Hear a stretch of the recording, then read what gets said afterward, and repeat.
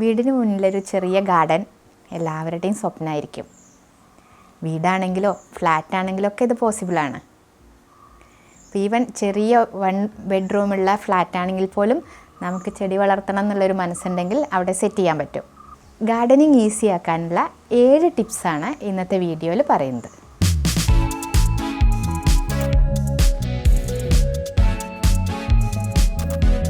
ആദ്യത്തെ ടിപ്പാണ് പ്ലാനിങ്. നമുക്ക് കറക്റ്റായിട്ടുള്ളൊരു പ്ലാനിങ് ഇല്ലെങ്കിൽ പലപ്പോഴും നമ്മൾ നട്ട ചെടികളെ നമുക്ക് മാറ്റി നടാൻ തോന്നും. അതിൻ്റെ ബെസ്റ്റ് എക്സാമ്പിളാണ് എൻ്റെ ഗാർഡൻ. കാരണം ഇത് വീട് വെക്കുന്ന സമയത്ത് ഇവിടെയൊക്കെ ഈ പ്ലോട്ടിൽ മുഴുവൻ റബ്ബറായിരുന്നു. അപ്പോൾ കുറച്ച് സ്ഥലത്തെ റബ്ബർ മുറിച്ചിട്ട് അവിടെ വീട് വെച്ചു. അപ്പോൾ ഫ്രണ്ടിൽ കുറച്ച് സ്ഥലം മാത്രമാണ് ഒഴിവുണ്ടായിരുന്നത്. ആ ഫ്രണ്ടിൽ അപ്പോൾ ഞാൻ കുറച്ച് റോസ് ചെടികളൊക്കെ നട്ടു. ആ റോസ് ചെടികളൊക്കെ ഇപ്പോഴും ഉണ്ട് അവിടെ. 10 വർഷത്തോളമായി റോസ് ചെടികൾ അവിടെ നിൽക്കാൻ തുടങ്ങിയിട്ട്. പക്ഷേ പിന്നെ റബ്ബറൊക്കെ മുറിച്ച് കഴിഞ്ഞപ്പോൾ ബാക്കിലേക്ക് പ്ലെയിൻ ആയിട്ടുള്ള സ്ഥലം വന്നു. അപ്പോൾ ഈ ഫ്രണ്ടിലൊക്കെ വലിയ റോസും ബാക്കിൽ ഒഴിഞ്ഞ സ്ഥലമായപ്പോൾ അതൊരു പ്ലാനിങ് കറക്റ്റ് അല്ലാത്തതുകൊണ്ട് അതിനൊരു ഭംഗി കുറവുണ്ട്. അപ്പോൾ ഇനി വേണമെങ്കിൽ ഈ റോസിനെയൊക്കെ നമ്മൾ പറിച്ച് കളയണം, അതിനങ്ങോട്ട് മനസ്സും വരുന്നില്ല. അപ്പോൾ കറക്റ്റായിട്ടുള്ള പ്ലാനിങ് നമുക്ക് വേണം. ആ പ്ലാൻ ചെയ്തിട്ട് അതിനനുസരിച്ച് തന്നെ ചെയ്താൽ ഗാർഡൻ നല്ല ഭംഗിയായിരിക്കും. അപ്പോൾ തുടക്കത്തിൽ നമുക്ക് പ്ലാനിങ്ങിന് എന്തെങ്കിലും ബുദ്ധിമുട്ടുണ്ടെങ്കിൽ നിലത്ത് ചെടി നടുന്നതിന് പകരം നമുക്ക് പോട്ടുകളിൽ ചെടി വളർത്താം. എന്നിട്ട് എല്ലാം സെറ്റായി പ്ലാനിങ് എല്ലാം ആയി കഴിഞ്ഞതിന് ശേഷം നമുക്ക് ചട്ടിയിൽ നിന്ന് എടുത്ത് നിലത്ത് നടുകയും ചെയ്യാം. പ്ലാനിനനുസരിച്ച് നടാം. ഫ്രണ്ടിൽ എപ്പോഴും വലിയ ചെടികളല്ലാതെ ബാക്കിലേക്കാണ് വലിയ ചെടികൾ നല്ലത്.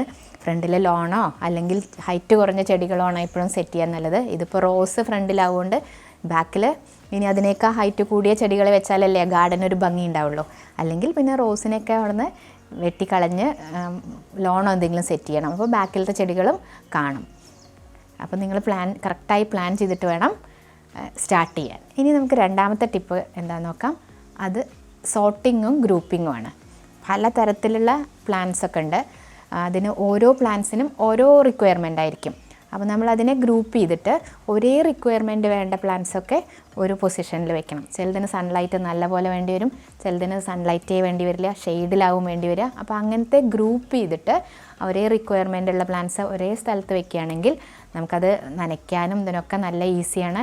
അതേപോലെ സൺലൈറ്റ് കൂടി അതിന് സൺബേൺ ആയി അതിനവിടെ നിന്ന് ഷിഫ്റ്റ് ചെയ്യുക അങ്ങനത്തെ ബുദ്ധിമുട്ടൊന്നും വരില്ല. ഇടയ്ക്കിടയ്ക്ക് അങ്ങോട്ടും ഇങ്ങോട്ടും മാറ്റേണ്ട റിസ്ക് വരില്ല.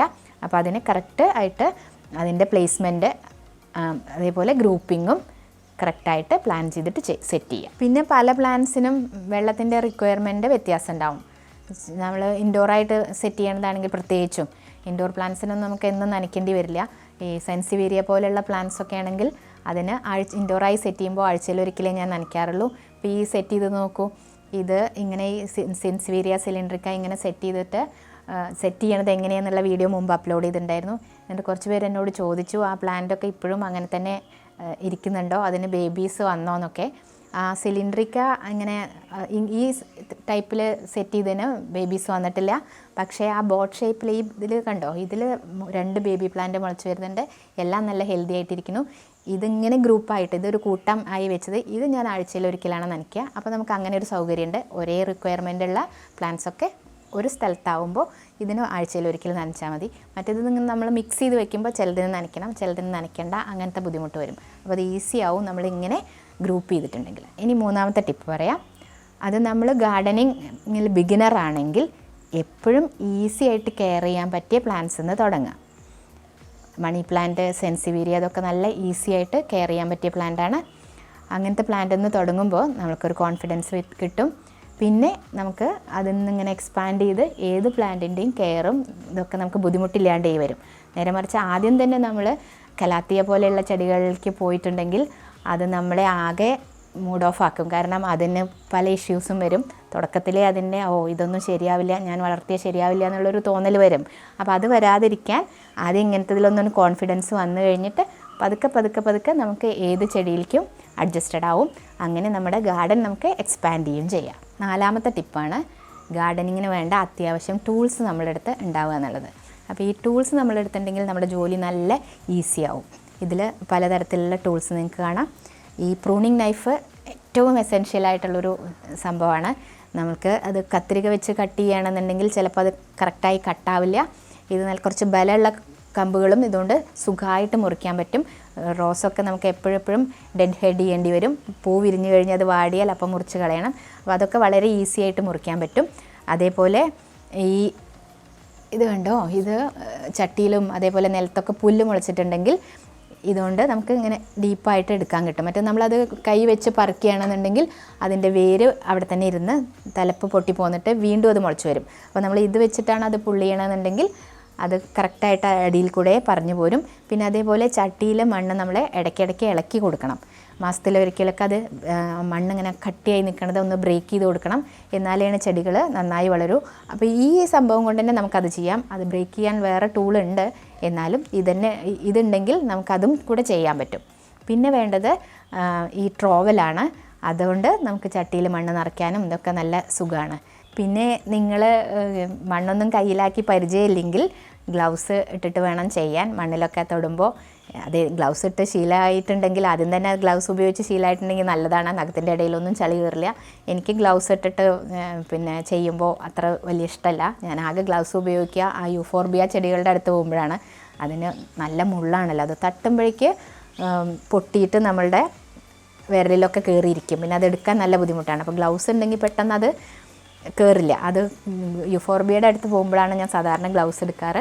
മണ്ണിൽ പണികളുള്ള സമയത്ത് ഞാൻ ഗ്ലൗസ് ഇടാറില്ല. എനിക്കതൊരു ഡിസ്റ്റർബൻസായി തോന്നാറ്. അപ്പോൾ നിങ്ങൾ ബിഗിനറാണെങ്കിൽ ഗ്ലൗസ് ഉപയോഗിച്ച് ശീലമുണ്ടെങ്കിൽ അതാണ് ഏറ്റവും നല്ലത്. അലർജിയും അങ്ങനത്തെ സംഭവങ്ങളൊന്നും വരില്ല. ഗ്ലൗസ് ഉപയോഗിച്ചോളൂ. പിന്നെ വേണ്ടത് ഈ ചെറിയ ഒരു സ്പേഡാണ്. ഇതിന് രണ്ട് കണ്ടോ, ഇവിടെ ഷാർപ്പായിട്ടുള്ള എഡ്ജുണ്ട്, ഇവിടെ ഇതുണ്ട്. ഇത് നമുക്ക് മണ്ണ് ഇളക്കാനും ഇതുകൊണ്ടും പുല്ലൊക്കെ പറിച്ചെടുക്കാനും ഒക്കെ പറ്റും.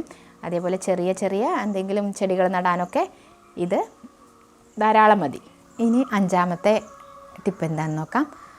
അതായത് പ്ലാന്റ്സ് നമ്മൾ ഇൻഡോറായിട്ട് സെറ്റ് ചെയ്യുമ്പോൾ എപ്പോഴും ഡബിൾ പോട്ട്സ് ഉപയോഗിക്കുക. അങ്ങനെയാണെങ്കിൽ നമുക്ക് ക്ലീനിങ്ങൊക്കെ നല്ല ഈസിയാണ്. മറ്റേത് പിന്നെ പോട്ട് വെച്ചതിൻ്റെ അടിഭാഗത്ത് എന്തായാലും ഒരു സ്റ്റെയിൻ പിടിക്കും നമ്മൾ ആ സിംഗിൾ പോട്ട് വെക്കുകയാണെങ്കിൽ. അല്ല, നമ്മൾ ഡ്രെയിനേജ് ട്രേ വെക്കുകയാണെങ്കിൽ ആ ട്രേയിലേക്ക് വന്നിട്ടും അതൊരു ഭംഗിയില്ലാതെയാവും.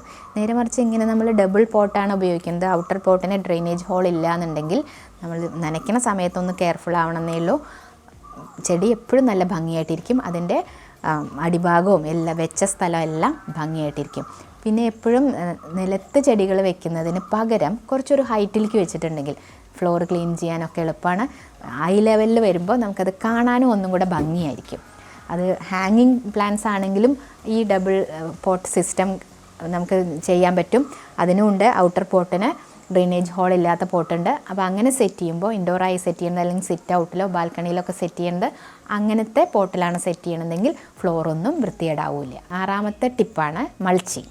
ഈ മൾച്ചിങ് എന്ന് പറഞ്ഞാൽ നമ്മൾ പ്ലാന്റ്സിൻ്റെ അടിഭാഗത്ത് ലീവ്സോ ഡ്രൈ ലീവ്സോ എന്തെങ്കിലുമൊക്കെ കൊടുന്ന് അല്ലെങ്കിൽ വുഡിൻ്റെ ചിപ്സാണ് പറയുന്നത് ഇടുകയാണ്. അത് ഇട്ടിട്ടുണ്ടെങ്കിൽ എന്താ ഗുണം എന്നറിയോ? അത് ഇവോപ്പറേഷൻ റേറ്റ് കുറയ്ക്കും. അപ്പോൾ പ്ലാന്റ്സിന് ആ നനവ് കൂടുതൽ സമയം കിട്ടും. മറ്റേത് വേനൽക്കാലത്തൊക്കെ നല്ല വെയിൽ തെറിച്ചാൽ വെള്ളം വൈകുന്നേരം നമ്മൾ രാവിലെ ചെടി നനച്ചാലും വൈകുന്നേരം ആകുമ്പോഴേക്കും അത് വല്ലാതെ ഡ്രൈ ആവും. അപ്പോൾ നമ്മൾ ഈ മൾച്ച് ചെയ്തിട്ടുണ്ടെങ്കിൽ ഈ ഡ്രൈ ലീവ്സും കാര്യങ്ങളൊക്കെ അതിൻ്റെ അടിയിൽ സ്പ്രെഡ് ചെയ്തിട്ടുണ്ടെങ്കിൽ ഈ വെള്ളം അത്ര പെട്ടെന്ന് വേപ്പറായി പോവില്ല. പ്ലാന്റ്സിന് കൂടുതൽ സമയം വെള്ളം കിട്ടും. അതേപോലെ ഇത് അതിൻ്റെ അടിയിൽ ഈ മൾച്ച് ചെയ്യണതുകൊണ്ടുള്ള ഗുണം എന്താ അറിയോ? വീഡ്സ് അതേപോലെ അൺവാണ്ടഡ് പ്ലാന്റ്സ് ഒന്നും അതിൻ്റെ ചോട്ടിൽ മുളച്ച് ചെടിയുടെ ന്യൂട്രിയൻസ് ഒന്നും എടുക്കില്ല. അത് അങ്ങനെ ഒരു ഗുണം കൂടെ ഉണ്ട്. അപ്പോൾ ഡ്രൈ ലീവ്സും കാര്യങ്ങളൊക്കെ ഇട്ടിട്ടുണ്ടെങ്കിൽ ഈ മൾച്ച് ചെയ്തിട്ടുണ്ടെങ്കിൽ അത് ഇവോപ്പറേഷൻ റേറ്റ് കുറയ്ക്കുകയും ചെയ്യും. അതേപോലെ പ്ലാന്റ്സിൻ്റെ വീഡ്സിനെ വളർച്ച അവിടെ കുറയ്ക്കുകയും ചെയ്യും. അപ്പോൾ നമ്മുടെ പ്ലാന്റ്സൊക്കെ നല്ല ഹെൽത്തി ആയിട്ട് നിൽക്കും. 7ാമത്തെ ടിപ്പ് റേസ്ഡ് ബെഡ് ഉണ്ടാക്കലാണ്. അതായത് നമ്മൾ ഇപ്പോൾ ലോൺ സെറ്റ് ചെയ്യുകയാണെന്നുണ്ടെങ്കിൽ കുറച്ച് പൊക്കിയിട്ട് മണ്ണിട്ട് ഉയർത്തിയിട്ടാണ് നമ്മൾ ലോൺ സെറ്റ് ചെയ്യണമെന്നുണ്ടെങ്കിൽ മഴക്കാലത്തൊക്കെ ഈ പുല്ലിൻ്റെയൊക്കെ വിത്ത് മഴവെള്ളത്തിൽ ഒലിച്ച് അതിലേക്ക് ഈ പുല്ലിലേക്ക് കയറി വരും. നമ്മൾ ഫ്ലാറ്റായിട്ടുള്ള ഒരു സർഫസിലാണ് ഈ ലോൺ വെക്കണമെന്നുണ്ടെങ്കിൽ അതിന് ചാൻസ് കൂടുതലാണ്. പക്ഷേ ഒന്ന് ഉയർത്തിയിട്ടാണ് നമ്മൾ ഈ ലോൺ അല്ലെങ്കിൽ ബാക്കി ചെടികൾ സെറ്റ് ചെയ്യണമെന്നുണ്ടെങ്കിൽ മഴവെള്ളം ഒലിച്ച് അങ്ങോട്ട് കയറില്ല. അപ്പോൾ ഈ പല പ്ലാന്റ്സിൻ്റെയും വിത്തുകളൊക്കെ കാറ്റിൽ പറന്ന് വന്ന് അവിടെയൊക്കെ കിടക്കുന്നുണ്ടാവും. അപ്പോൾ മഴവെള്ളത്തിൽ ഇത് ഒലിച്ച് വന്നിട്ട് നമ്മുടെ ചെടികളുടെ ഇടയിലൊക്കെ ആയിട്ട് നിറച്ച് മുളയ്ക്കും മഴക്കാലം തുടങ്ങിക്കഴിഞ്ഞാൽ. അപ്പോൾ അത് ഇല്ലാതെയാവാൻ വേണ്ടിയിട്ടാണ് ഒന്ന് ഉയർത്തിയിട്ടുള്ള റേസ്ഡ് ബെഡ് ഉണ്ടാക്കാൻ പറയുന്നത്. അങ്ങനെ ചെയ്യുമ്പോൾ നമ്മുടെ ചെടികളൊക്കെ നല്ല വൃത്തിയായിട്ടിരിക്കും, ലോൺ ആണെങ്കിലും അത് നല്ല ഭംഗിയായിട്ടിരിക്കും. ഇതൊക്കെയാണ് 7 ടിപ്പുകൾ. പിന്നെ ഇൻഡോറായിട്ട് പ്ലാന്റ് വളർത്തുമ്പോൾ നിങ്ങൾക്ക് മണ്ണിൽ വെച്ചിട്ടുള്ള ബുദ്ധിമുട്ടുണ്ടെന്നുണ്ടെങ്കിൽ അതിനും സൊല്യൂഷൻ ഉണ്ട്.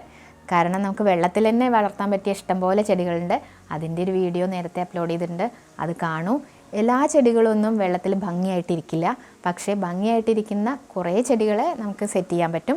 അതൊക്കെ വെള്ളത്തിൽ തന്നെ വെച്ചാൽ തന്നെ അത് ഭംഗിയായിട്ടിരിക്കും. അപ്പോൾ വേറെ വെള്ളം നനയ്ക്കൽ ഇങ്ങനത്തതൊന്നും ഒരാഴ്ച വരെ നമ്മൾ സ്ഥലത്തില്ലെങ്കിലും അതിനൊന്നും പറ്റില്ല, കാരണം അത് വെള്ളത്തിലാണ് സെറ്റ് ചെയ്തിട്ടുള്ളത്. അങ്ങനത്തെ അഡ്വാൻറ്റേജും ഉണ്ട് ഇൻഡോറായിട്ട് സെറ്റ് ചെയ്യുന്നത്, ഈ വെള്ളത്തിൽ സെറ്റ് ചെയ്യുമ്പോൾ. പിന്നെ എങ്ങനെ പ്ലാന്റ്സിനെ പ്രൊപ്പഗേറ്റ് ചെയ്യുക എന്നുള്ളൊരു വീഡിയോയും നേരത്തെ ചെയ്തിട്ടുണ്ട്. അതിൻ്റെ ഒരു അപ്ഡേറ്റാണ് ഇപ്പോൾ കാണിക്കുന്നത്. അന്ന് ഞാൻ റോസിൻ്റെ കട്ടിങ്സ് വെള്ളത്തിൽ വെച്ചത് കാണിച്ചിട്ടുണ്ടായിരുന്നു. അത് ജസ്റ്റ് ഒരാഴ്ച മുമ്പ് വെച്ചതായതുകൊണ്ട് അന്ന് അതിന് വേരുണ്ടായിരുന്നില്ല. ഇപ്പോൾ അതിൻ്റെ അപ്ഡേറ്റ് ഞാൻ കാണിക്കാം. ഇത് കണ്ടോ, ഈ റോസിന് വേര് വന്നിട്ടുണ്ട്. ഇതും 2 പോട്ടിൽ വെച്ചിട്ടുണ്ട്. ഒരു പോട്ടിലത്തെ ഇപ്പോഴും വേര് വന്നിട്ടില്ല, കാരണം അത് നാശമായി പോയിട്ടില്ല, അങ്ങനെ ഇരിക്കുകയാണ്. കുറച്ചും കൂടെ കഴിഞ്ഞിട്ട് വേര് വരുമായിരിക്കും. റോസിനൊക്കെ കുറച്ച് പതുക്കെയാണ് പിന്നെ വേര് വരുള്ളൂ. ഇത് നാടൻ റോസാണ്, വൈറ്റ് റോസും ലൈറ്റ് പിങ്ക് കളറുള്ള റോസുമാണ്. രണ്ടിനും വേര് വന്നിട്ടുണ്ട്. ഇത് നമ്മുടെ 2021 ലാസ്റ്റ് വീഡിയോ ആണ്. ഇന്ന് ഡിസംബർ 31 ഈ 2021 നമ്മുടെ ചാനലിന് നല്ല ഗ്രോത്ത് ഉണ്ടായിട്ടുണ്ട്. അതിനെ സപ്പോർട്ട് ചെയ്ത് എല്ലാവർക്കും നന്ദി പറയുന്നു. അതേപോലെ 2022 എല്ലാവർക്കും നന്നായിരിക്കട്ടെ എന്ന് ആശംസിക്കുന്നു. Happy new year in advance. 2022 നമുക്ക് കുറച്ച് പുതിയ പ്ലാൻസൊക്കെ ഉണ്ട്. അത് ഇപ്പോൾ സർപ്രൈസ് ആയിട്ടിരിക്കട്ടെ. അത് ജനുവരി അവസാനം അല്ലെങ്കിൽ ഫെബ്രുവരിയിൽ നമ്മൾ അനൗൺസ് ചെയ്യാം. അപ്പോൾ ഈ വീഡിയോ എല്ലാവർക്കും ഇഷ്ടമായി എന്ന് കരുതുന്നു. മറ്റൊരു വീഡിയോയുമായി വീണ്ടും കാണാം. Thanks for watching.